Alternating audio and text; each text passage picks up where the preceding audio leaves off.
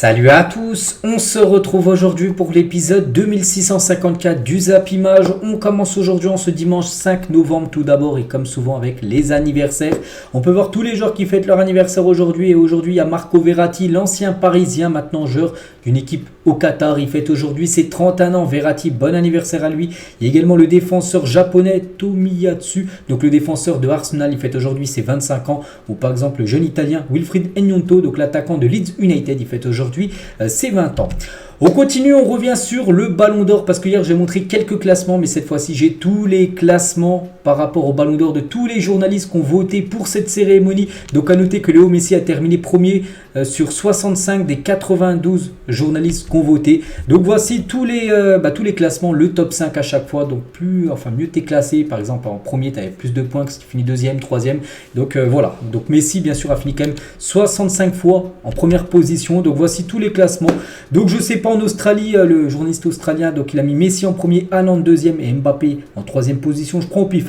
En Colombie, il a mis Messi en premier, Mbappé deuxième, Vini Junior en troisième position. Ou par exemple, tiens, en Écosse, il a mis Messi en premier, Mbappé deuxième, Modric troisième. Donc voilà, bon, je sais pas si vous voyez parce que c'est un petit peu en petit. Mais voilà, tous les classements, enfin là, c'est une première partie. Et sinon, l'autre partie dans le magazine France Football, de tous ceux qui ont voté. Je sais pas, je pourrais prendre qui du côté donc, du Honduras, Messi en premier, Griezmann deuxième et Julian Alvarez troisième. En Géorgie, Messi premier, Mbappé deuxième, Kvaratskhelia troisième. Kvaratskhelia est géorgien, donc il a mis Kvaratskhelia sur le podium. Du côté de la Jamaïque, Messi premier, Haaland deuxième, Mbappé troisième. Ou par exemple, on pourrait aller où? Au Vietnam. Donc Messi premier, Haaland deuxième, Mbappé troisième. Donc voilà, concernant tous les classements par rapport bien sûr à ce Ballon d'Or. Et nous, ce qu'on retient par rapport... Par exemple, c'est le journaliste argentin, je l'ai déjà dit hier, mais voilà, rapidement, parce que ça concerne la vidéo du jour, les gars. Donc, lui, il a mis quand même dans son top 5, 4 argentins, avec Mbappé quand même à la troisième position. Mais quand on regarde aussi le journaliste norvégien, il a mis également Haaland, lui en première position, le journaliste norvégien avec Messi deuxième, Vini troisième. Bon, il n'a même pas mis Mbappé dans le top 5. Mais il y a seulement en France on est français, enfin le journaliste français, Vincent Garcet, il n'a même pas mis Mbappé en première position. Alors qu'en Argentine, ils mettent Messi, en Norvège, ils mettent Haaland, mais en France, nous, on met Haaland plutôt en première position. Voilà, donc c'est dommage qu'il ne soit pas soutenu à 100%. C'est vrai qu'il est mis en deuxième, mais voilà, il aurait dû être mis bien sûr en premier, tout simplement Mbappé. Donc voilà, concernant bien sûr les trois journalistes là des trois pays, on peut dire, où il y avait les trois prétendants pour remporter ce Ballon d'Or. Et Mbappé, donc il a été placé premier par 4 journalistes au Ballon d'Or en Bulgarie, Cameroun, Côte d'Ivoire et la République tchèque. Voilà, les journalistes de ces 4 pays-là ont mis Mbappé en première position à chaque fois du Ballon d'Or. Et un petit rappel, les gars, de ce classement Ballon d'Or par rapport aux points. Messi quand même a écrasé la concurrence avec 100 points d'avance à peu près sur Haaland deuxième, et Haaland deuxième a écrasé Mbappé avec quasiment 100 points d'avance. On peut voir qu'il y avait des sacrés écarts. Des fois, c'est beaucoup plus serré. Là, il n'y avait vraiment pas de doute. Voilà, le classement Messi, Haaland, Mbappé était défini depuis pas mal de temps. Et Messi, les gars, parce que dans le journal France Football, là, il y a aussi pas mal de déclarations qu'il a pu faire. Alors, lors du Ballon d'Or, c'est quand ils étaient venus, les journalistes de France Football, ils étaient venus 2 semaines avant la cérémonie du Ballon d'Or, c'était venu chez lui à Miami, puis ils avaient fait une interview. Donc c'est sorti aujourd'hui l'interview. Et tout d'abord, il raconte l'instant où l'Argentine est devenue championne du monde après le tir au but de Montiel. Lors de la séance des tirs au but, il a dit: je me suis battu toute ma vie pour ce rêve, c'était le mien, mais aussi celui de ma famille, de mes amis et de toute l'Argentine. Je me suis dit: c'est bon, j'ai tout gagné. Quand j'ai vu la Coupe du Monde sur l'estrade, je n'arrivais pas à y croire qu'elle était à nous, que nous étions champions du monde. C'est la première fois que j'avais l'occasion de la toucher et instantanément j'ai voulu l'embrasser. Par exemple, tiens, la photo là, on peut voir en train d'embrasser. J'ai voulu profiter de chaque seconde de cet instant là. Donc voilà, par rapport aux quelques secondes qu'on suivit quand il a su qu'il était devenu champion du monde. Il revient aussi sur la finale, parce qu'un petit rappel, l'Argentine menait 2-0, match totalement contrôlé, puis après ça a été le retour de l'équipe de France. Donc il a dit: on a évolué pendant près de 80 minutes à un niveau extraordinaire, on a largement dominé la France. Bon là je suis totalement d'accord, c'est que l'Argentine a été bien meilleure que la France. Après la France a été un petit peu rentrée dans le match, on va dire, grâce surtout à Mbappé. Il n'aurait pas été là, ça aurait été une finale très triste à regarder, puisque l'Argentine est tellement supérieure aux Bleus, avant le réveil bien sûr de Kylian.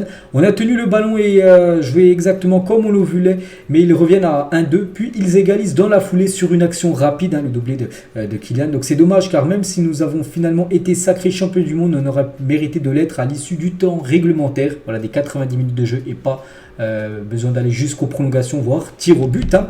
Toujours avec Messi, donc il ferme la porte à un retour en Europe. Pour lui, c'est fini, il ne reviendra plus jouer avec une équipe européenne. Il a dit non, pas du tout, répond l'Argentin quand on lui demande s'il y a une possibilité qu'il soit prêté au Barça ou à un autre club européen en attendant le retour de la MLS en février. Il a dit non. Si j'ai définitivement tourné la page du football européen, oui, je crois que là, oui, je ne pense pas revenir jouer en Europe un jour. Voilà, donc c'est fini, hein, c'est lui qui le dit. Hein.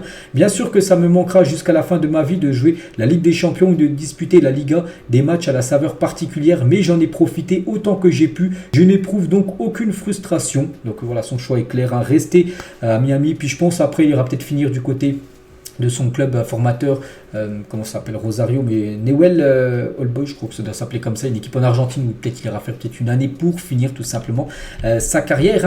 Hein. Par rapport à la Coupe du Monde 2026, est-ce qu'il sera là? Je ne veux pas me projeter si loin parce que pour l'instant, 2023 c'est dans 3 ans, c'est long, hein, 3 ans, donc il ne peut pas savoir s'il sera là ou non. Donc concernant la Copa, bon, il sera certainement là parce que la Copa c'est en 2024, mais la Coupe du Monde, il ne sait pas, hein, il ne s'agit pas d'être là juste pour être là, mais de se sentir bien et de pouvoir apporter des choses groupe, sachant l'âge que j'aurai, alors 39 ans, il aura 39 ans en 2026, cela me paraît difficile, mais on verra comment je me sentirai physiquement. Donc pour l'instant, il ne peut pas dire s'il sera là ou non, mais je pense que c'est jouable et je pense qu'il ira même jusqu'en 2026, hein, Léo Messi. Toujours avec lui, ainsi je me suis dit que mon rêve allait m'échapper quand Kylian Mbappé égalisait. Non, cela ne m'est jamais traversé l'esprit. On avait vraiment confiance en nous. Au fond de moi, j'étais convaincu que nous allions être champions du monde, quoi qu'il arrive.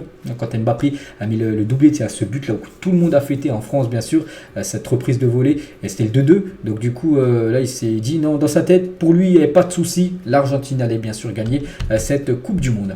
Il revient aussi, il parle du manque de fair play des Pays-Bas avant et pendant le quart de finale de la Coupe du Monde. On se souvient que c'était très très chaud. Hein. Regardez par exemple cette photo, c'était lors de la séance des tirs au but. Regardez quelques joueurs argentins en train de chambrer les joueurs néerlandais après la séance gagnée à l'heure des quarts.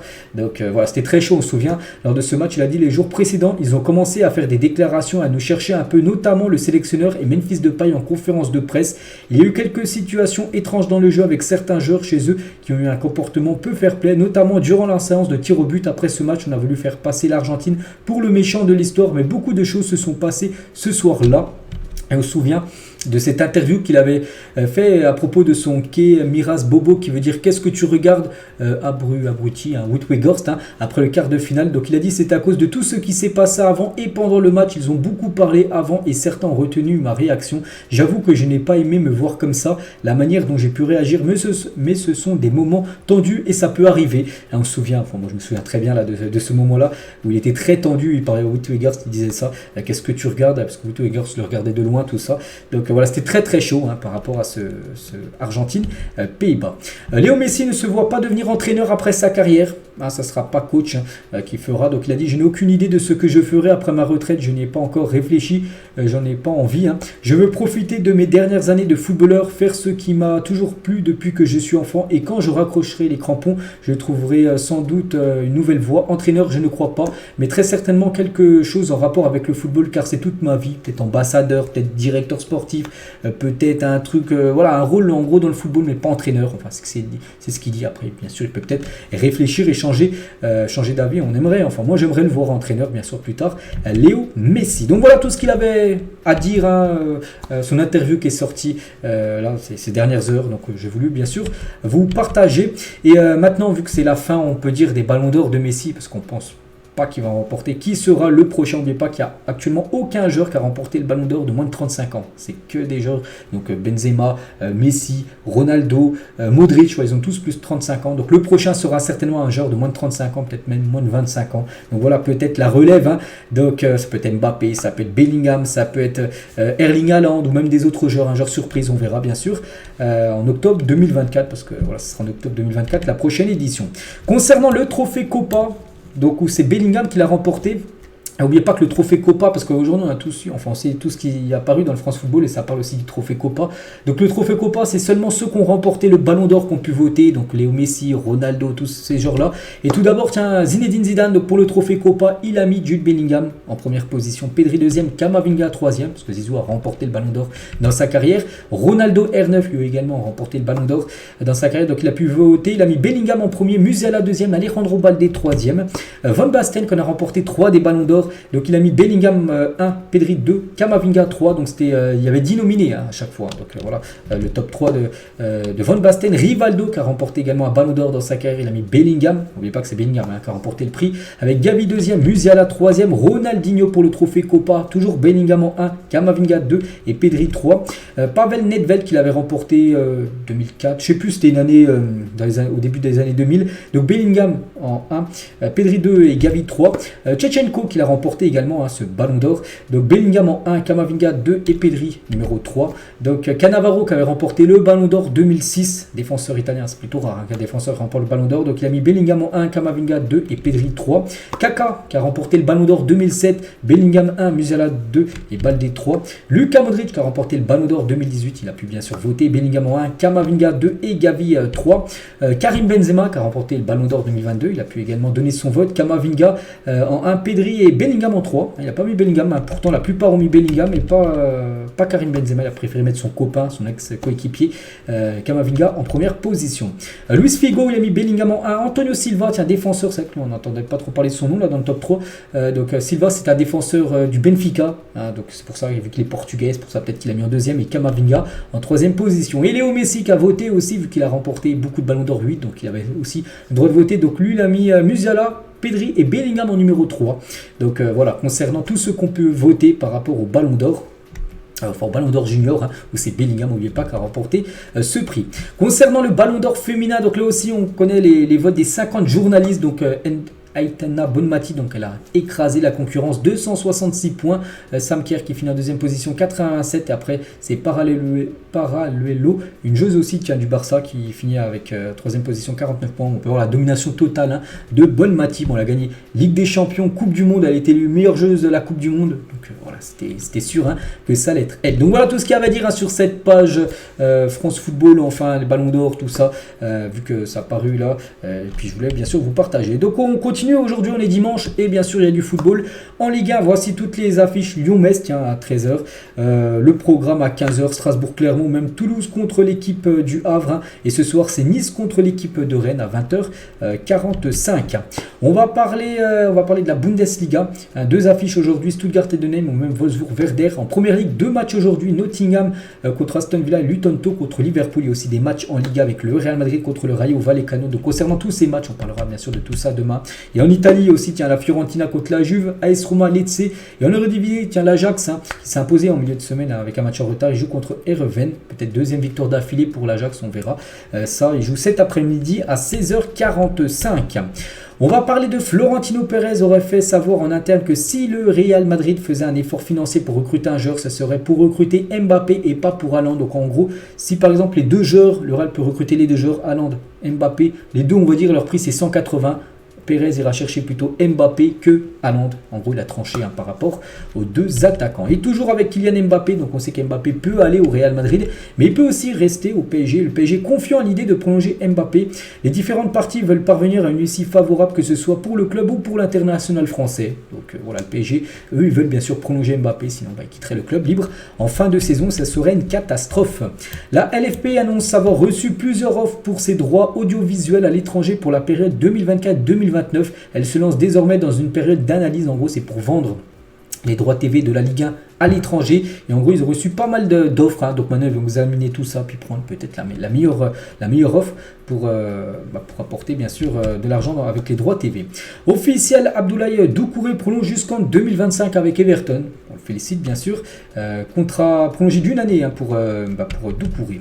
Le Toulouse Football Club serait à vendre depuis avril dernier, a annoncé Daniel Riolo hier soir sur RMC. Pour rappel, un Redbeard, l'actuel propriétaire, avait acheté le club en Ligue 2 pour environ 10 millions d'euros. Donc 10 millions d'euros, c'est une grosse somme, mais pour un club, c'est quand même peu. Surtout Toulouse, maintenant, joue en coupe européenne. Donc on imagine qu'ils vont pouvoir se faire une sacrée plus-value si vente il y a, bien sûr. Parce que bon, je ne sais pas combien ça coûte. Toulouse, bon, peut-être pas plus de 100 millions d'euros, mais peut-être 30, 40 millions d'euros. Et voilà, s'il a acheté 10 millions d'euros il y a 3 ans, ils peuvent le revendre 40 millions d'euros. Bien sûr, c'est une grosse plus-value. Michel Der Zakarian a refusé de s'excuser auprès de Mamadou Sakho. On sait que Sakho, bon, peut-être vous ne l'avez pas vu, mais il a démissionné, hein, il n'appartient plus à l'équipe de Montpellier. Et en gros, Der Zakarian a refusé de s'excuser auprès de Sakho par rapport à ce qui s'est passé là il y a quelques jours. On va parler du Barça qui écope d'une amende de 500 000 € par l'UEFA pour violation de règles de contrôle financier. C'est un communiqué officiel de la part de l'UEFA où c'est marqué: le Barça a été condamné à cette amende de 500 000 € pour avoir déclaré à tort au cours de l'exercice 2022 des bénéfices sur la cession d'actifs incorporels autres que les transferts de joueurs qui ne constituent pas un revenu pertinent en vertu des règlements. Donc voilà pourquoi ils doivent payer cette somme. Le Barça, n'oubliez pas que le Barça a déjà des problèmes financiers, puis là c'est un demi-million d'euros qu'ils vont devoir donner à l'UEFA. On va parler de ce joueur, les gars, joueur peu connu mais très bon joueur. Il s'appelle James Tavernier, le latéral le plus prolifique d'Europe depuis des années. Regardez ses dernières saisons. À chaque fois, ses buts et passes D, il joue défenseur droit. Mais regardez, par exemple, je prends au pif, 2020-2021, il a marqué 19 buts et 16 passes D pour un latéral droit. C'est quand même exceptionnel. Donc il a 32 ans, il joue du côté des Glasgow Rangers depuis 2015. Donc dans ses stats sont inclus un total de 20 buts et 15 passes D en 77 matchs de Ligue des Champions. Donc voilà, c'est quand même énorme. En Europa League aussi et avec les Rangers. Donc voilà, c'est quand même incroyable, c'est ce joueur, les gars. Et on peut voir son parcours. Il avait commencé à Newcastle où il avait été formé en 2009 jusqu'à 2014. Par contre, on peut voir les clubs. C'est vrai que on ne comprend pas pourquoi un club de de première ligne n'est pas allé le chercher. Donc maintenant il joue du côté de Glasgow depuis 2015. Comme ça fait quand même quelques années, même 8 ans quand même qu'il est là-bas. Mais voilà, c'est vraiment un joueur, les gars, avec des stats quand même exceptionnels, ce joueur Tavernier. On va parler de Paul Pogba. Ça sera au minimum une suspension de 2 ans pour Paul Pogba suite à l'affaire de dopage. Il aurait alors 32 ans son retour. Donc c'est pas encore officiel, mais là très prochainement, peut-être semaine prochaine, on saura combien de temps il sera suspendu. Normalement, ça devrait être 2 ans, enfin minimum, ça peut aller jusqu'à 4 ans. Donc voilà, donc ça veut dire que pendant 2 ans, il ne pourra plus disputer aucune compétition ou rencontre de football. Paul Pogba. L'ancien Amiénois Georges Ilénekena, donc un joueur né en 2006, a inscrit 3 buts et délivré une passe D sur ses 4 derniers matchs avec le Royal Antwerp, alors avec qui il dispute notamment la Ligue des Champions cette saison. Donc un joueur à surveiller, ce joueur donc rapide, athlétique et efficace. Le jeune attaquant de 17 ans est définitivement l'une des pépites françaises à suivre dans les prochaines années. Voilà, c'est ce joueur, donc je ne vous cache pas que je ne connaissais pas, avant de parler de lui aujourd'hui. Donc un nom bien sûr à surveiller, ce jeune joueur qui excelle, on peut dire, du côté du championnat belge. Officiel suspendu 3 ans après le scandale du baiser forcé, Luis Rubiales annonce qu'il va faire appel auprès de la FIFA parce que pendant 3 ans il ne peut rien faire par rapport au un exercice avec le football, un métier avec le foot. Donc voilà, il va faire appel par rapport à ça parce que pour lui c'est trop long. Isco, toujours avec l'Espagne vu qu'on parlait de Luis Rubiales. Donc Isco, j'espère revenir en équipe nationale. N'oubliez pas que là la prochaine liste par exemple de la France ou même de l'Espagne sera dévoilée semaine prochaine. Et c'est vrai que lui les derniers matchs il est très performant Isco et on verra. Donc peut-être Luis de la Fuente pourrait le rappeler. On verra. Directeur général du Bayern Munich s'exprime sur Jamal Musiala, la pépite allemande, il a dit j'aimerais vraiment le garder à vie. Jamal est déjà un footballeur de haut niveau. Nous ferions bien de le garder avec nous le plus longtemps possible. C'est notre plan. Donc lui actuellement il a un contrat jusqu'en 2026 du côté du Bayern Munich. Puis voilà, le directeur général il souhaite le conserver le plus longtemps possible. N'oubliez pas qu'il a seulement 20 ans, le jeune Musiala. Les cliniques capillaires de Cercet en Espagne sont dans le viseur du fisc espagnol. Ces dernières seraient soupçonnées d'avoir contourné une taxe avec des factures frauduleuses. Voilà, parce que Ronaldo, les gars, c'est un empire. Ronaldo, il a des hôtels, il a aussi des cliniques capillaires, voilà, que Ronaldo il a ouvert tout simplement. Et en gros, il serait dans le viseur actuellement du fisc espagnol. Et toujours avec Cristiano Ronaldo, parce que même s'il est businessman, je vous ai dit avec ses hôtels, tout ça, tout ce qu'il a en dehors du football, ça reste bien sûr un immense footballeur. Regardez ses saisons, les gars. Par exemple, 6 saisons là, différentes. Et ses stats, quand même, c'est des stats exceptionnelles. Laquelle je pourrais prendre, tiens, peut-être celle en haut à droite, 55 matchs, 60 buts et 15 passes D en 2011-2012. L'année d'après, enfin en 2014, les gars, il fait 54 matchs, 61 buts et 21 passes décisives. Je crois que c'est sa plus grosse saison, 2014-2015. Donc voilà, les stats, quelques stats de Cristiano Ronaldo. Énorme footballeur, mais toujours avec lui, donc il pourra peut-être avoir un nouveau coéquipier du côté de Al Nasser, c'est Kevin De Bruyne, parce que Kevin De Bruyne serait de plus en plus proche de rejoindre Al Nasser d'après la Gazzetta italienne. Imaginez l'association Kevin De Bruyne CR7 Ronaldo pour atteindre 1000 buts en carrière sans forcer, parce qu'on sait que Ronaldo, il a cet objectif d'atteindre les 1000 buts. Je crois qu'il a 860, il lui reste encore pas mal de buts à inscrire. Et c'est vrai que c'était un Kevin De Bruyne dans ton équipe en championnat saoudien. Voilà, Ronaldo aurait beaucoup plus de chances d'atteindre cet objectif. Didier Roustan sur le Ballon d'Or qui lui a le plus déplu, c'est sur SoFoot. Donc il a dit sans doute celui de Cannavaro. Il a dit ce n'est pas que je n'ai pas aimé, c'est un défenseur intraitable. Il a certainement bien joué son rôle dans cette Coupe du Monde 2006. Ce Ballon d'Or devait revenir à Zidane. Voilà, ce Ballon d'Or 2006, qu'il avait été énorme Zidane, malgré la défaite. Des fois, regardez, il y a des joueurs qui perdent en finale de Coupe du Monde. Ils gagnent bien sûr le Ballon d'Or. La preuve avec Luka Modric en 2018, qui avait gagné le Ballon d'Or. Donc pour lui, ça aurait dû être Zidane qui a dû remporter ce Ballon d'Or. Le problème, parce qu'il y a un critère aussi, c'est le fair play. On sait ce qu'il avait fait Zidane avec le coup de boule. Donc en gros, c'est pour ça qu'il n'a pas pu avoir ce Ballon d'Or. Il n'avait pas fait le coup de boule, il y aurait eu la défaite, il aurait eu un autre Ballon d'Or, c'est sûr Zidane.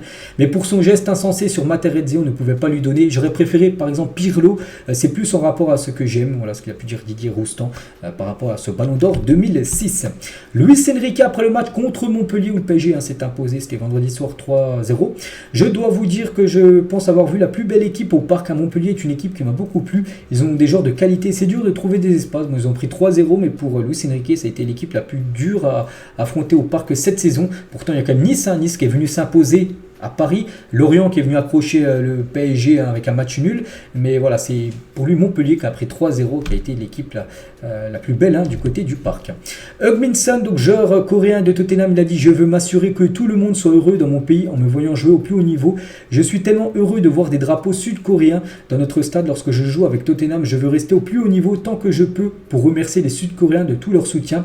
Bien sûr, je me sens comme un ambassadeur pour mon pays. Autre exemple, lorsque nous jouons à 15h heure anglaise, il est minuit en Corée. Quand on joue en Ligue des Champions, il est 5h du matin en Corée. Il y a des gens qui se lèvent pour me voir à la télé. Je dois tout donner pour eux et assumer ma responsabilité. Donc voilà, les beaux mots, beau discours, on peut dire, de Heung-min Son. Krikic, qui est ancien joueur du FC Barcelone, il a dit, donc ancien grand espoir du football mondial, développe un avis sur lesquels Messi, Ronaldo ou encore Nadal, par exemple au tennis, ne doivent pas être des exemples pour la jeunesse puisqu'ils sont extraordinaires, en gros, sortis de la norme à laquelle l'écrasante majorité des gens sont associés. Donc il a dit, Messi n'est pas un exemple, ni Ronaldo, ni Rafa Nadal, ce sont des cas ordinaires, ils ne peuvent pas être un exemple pour les joueurs, ils sont extraordinaires, le succès n'est pas cela n'arrive qu'à eux, le succès peut être appliqué à de nombreux scénarios. Par exemple, pour moi, Sergio Canales est un athlète à succès car il s'est cassé le genou à 3 reprises, a atteint l'équipe nationale. Joselu à 33 ans est arrivé à Madrid.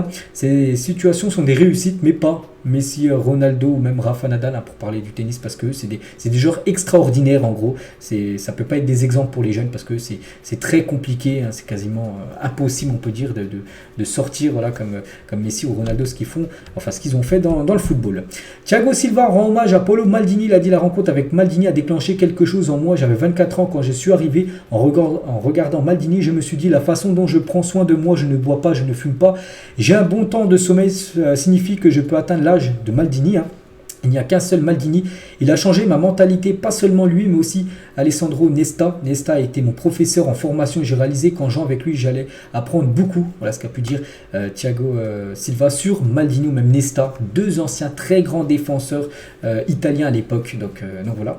Et toujours avec Maldini, parce que c'est Marcel Desailly à l'époque, quand il était défenseur de l'AC Milan, donc il y avait Maldini et c'était les deux en défense centrale, et il parlait de Ronaldo R9. Dans l'histoire du football, il y a un petit nombre de gens qui ont été les meilleurs de leur génération. Il y a bien sûr Pelé, puis ensuite Maradona, mais après il y a eu Ronaldo. Je jouais à l'AC Milan quand je jouais contre l'Inter, donc l'Inter de Ronaldo. La seule fois où j'ai vu Maldini préoccupé, c'est quand on a joué contre Ronaldo, donc l'AC Milan. Il me disait tout le temps: Marcel, reste à côté de moi, j'ai besoin de ton aide, nous devons être deux sur lui, en parlant de Ronaldo R9. S'il prend la balle, il va s'échapper, on ne le reverra plus. Ronaldo était fantastique, un magicien. On restait tous bouche bée quand il touchait le ballon, le stade entier retenait son souffle. C'était la première fois que je voyais ça. Il n'a vraiment pas eu de chance à cause des blessures, c'est qu'il a été beaucoup blessé. Ronaldo, probablement à lui enlever 70% de ses capacités. Sans blessure, il aurait fait ce qu'il voulait. Voilà le magnifique message quand même de Desailly sur R9, qu'avant il fallait le surveiller à chaque fois bien sûr ce joueur parce qu'il était tellement bon. C'est qu'actuellement c'est toujours lui considéré le meilleur, le plus grand numéro 9 de l'histoire. On verra dans le futur, si un autre joueur arrivera à le dépasser, mais c'est que c'est un sacré phénomène. Mais il a eu un peu trop de blessures, c'est ça qui a un peu, on va dire, gâché sa carrière. Bellingham, les gars, nouveau trophée pour lui, hein, et c'est lui qui a remporté le prix du joueur du mois dernier, le mois d'octobre. Et nouvelle carte eSport Ultimate Team à débloquer avec des stats incroyables. Hein. Regardez déjà tout ce qu'il a remporté. Donc le prix du joueur de la Liga au mois d'août, au mois d'octobre, prix du meilleur joueur du Real au mois d'août, septembre, octobre, trophée Copa, 6 fois élu homme du match en Liga, 2 fois élu meilleur joueur du match avec l'Angleterre cette saison. Hein, je parlais 2 fois élu meilleur joueur d'un match en Ligue des Champions cette saison sur 3. Hein, c'est comme exceptionnel. Jude Bellingham. L'emblématique capitaine de Chelsea, John Terry, évoque son gros regret au sujet des passages de Salah et De Bruyne à Chelsea. C'est que ces deux-là, Salah et De Bruyne, ont floppé du côté de Chelsea. Puis après, voilà, ils ont réussi à City pour l'un et l'autre à Liverpool. Hein. Mais comment dire, John Terry l'a dit, c'est ma seule déception en tant que capitaine parce que je pense que je ne suis adapté au fil du temps. Quand ces gars étaient là, j'étais probablement très fort et très discipliné dans le groupe. Ils avaient peut-être besoin de signes comme un bras autour de l'épaule, de s'asseoir et d'avoir une discussion en gros qui apporte de l'aide. Parce que lui, c'était le capitaine. En gros, il dit qu'il les a pas assez pris sous son aile tout simplement pour ces deux joueurs. Hein, après qu'on performé bien sûr dans leur club après. Hein.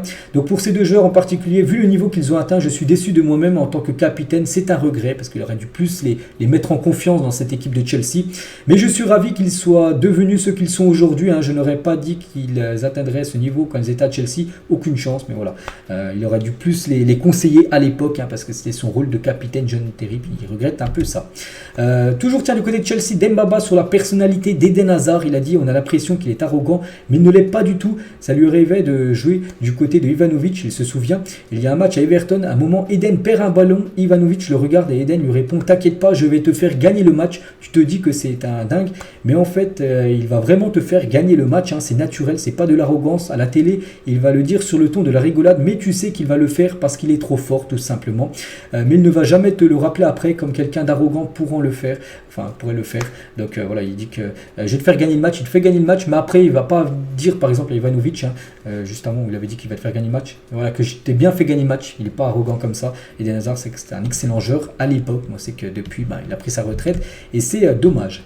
Amin Harit nous donne son idole, Kobe Bryant. À le regretter, Kobe Bryant l'a dit. Hein, j'ai tout décortiqué de sa vie. J'ai regardé toutes les vidéos, les reportages. J'ai vu qu'il s'était fait une grosse blessure au tendon d'Achille. Hein, je me suis dit, ça va être moi le Kobe Bryant de l'Olympique de Marseille. C'est vrai qu'il est revenu fort hein, depuis quelques temps. Amin Harit. Et on finit les gars sa dernière photo avec Léo Messi. On a beaucoup parlé en début d'épisode. On finit avec lui aujourd'hui avec pas mal de stats sur lui. Le plus de ballons d'or c'est lui. Le plus de buts sur une année civile de janvier à décembre c'est lui. 91 buts, c'était en 2012. Le plus de buts en Liga c'est lui. 474. Le plus de triplés en Liga c'est lui. 36. Le plus de buts dans les Classicos. 26 buts. Le plus de buts en Ligue des Champions pour un club, 120 avec le Barça. Le plus de passes D en Liga, c'est lui, 193 passes D. Le plus de buts, le plus de matchs là cette fois-ci en Coupe du Monde, 26 matchs disputés. Le plus de ballons d'or consécutifs, il en a remporté 4 de 2009 jusqu'à 2013, 4 ballons d'or d'affilée. C'est un record aussi, hein. Le plus de buts pour un seul club, le Barça, 672 buts. Le plus de buts sur une saison en Liga, 50 buts. Il avait fait une saison de Liga avec 50 buts, exceptionnel. Hein. La photo la plus likée de l'histoire d'Instagram, c'est lui, 75 millions de likes sur une photo. C'est quand il avait la photo juste après la Coupe du Monde qu'il avait remporté la Coupe du Monde avec le trophée de la Coupe du Monde, 75 millions. Il n'y a pas d'autre photo qui a plus de likes. Hein. Le plus de buts en Ligue des Champions, en phase de poule de Ligue des Champions, c'est lui, 80. Après, on sait que c'est Ronaldo le meilleur buteur, mais en phase de poule, c'est lui qui en a inscrit le plus. Le plus de saisons consécutives en inscrivant au moins un but en LDC, 18 saisons d'affilée. Et le plus de Golden Boot, donc le soulier d'or, 6 souliers d'or. Donc c'est quand même incroyable hein, tout ce qu'il a, où il est en première position. Léo Messi, on finit avec ça, avec toutes ces stats-là en ce dimanche. Donc voilà les gars, tout ce qu'il y a à dire aujourd'hui. J'espère que ça vous a plu. On se retrouve demain pour le prochain numéro. À demain.